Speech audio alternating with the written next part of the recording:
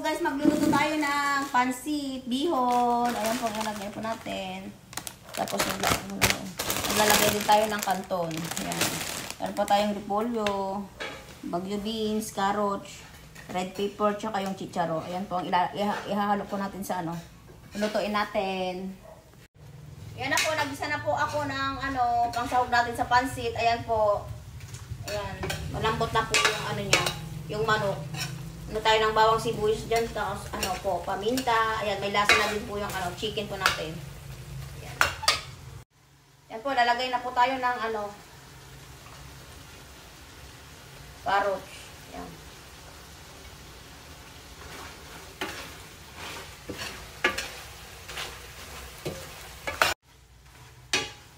Ayan po, lalagay ko na din po yung beans.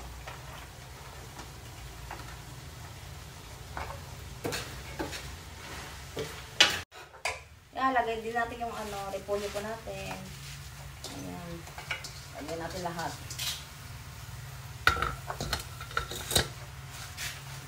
Lagay tayo ng konting soy.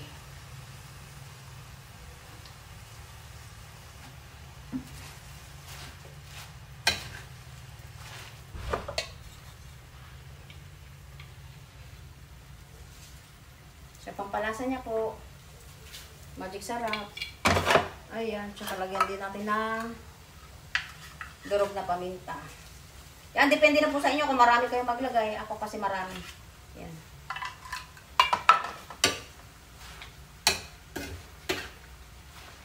Dalas, ilalagay na natin yung chicharo. Masarap dito sa pansit yung chicharo.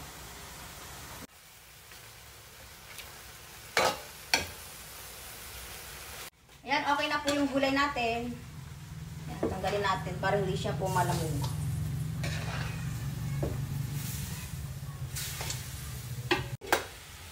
Ayan, busa sa tayo ng water. Ayan.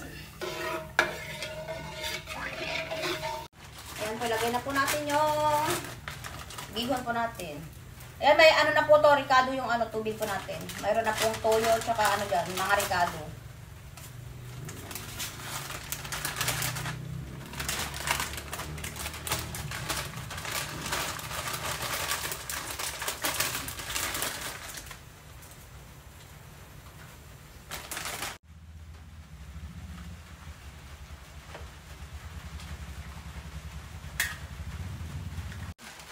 Lagay natin po yung kanton.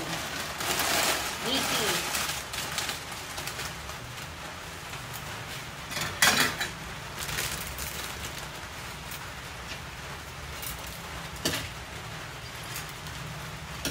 Lagay na po natin yung yung mga ricado niya. Ayan, gulay.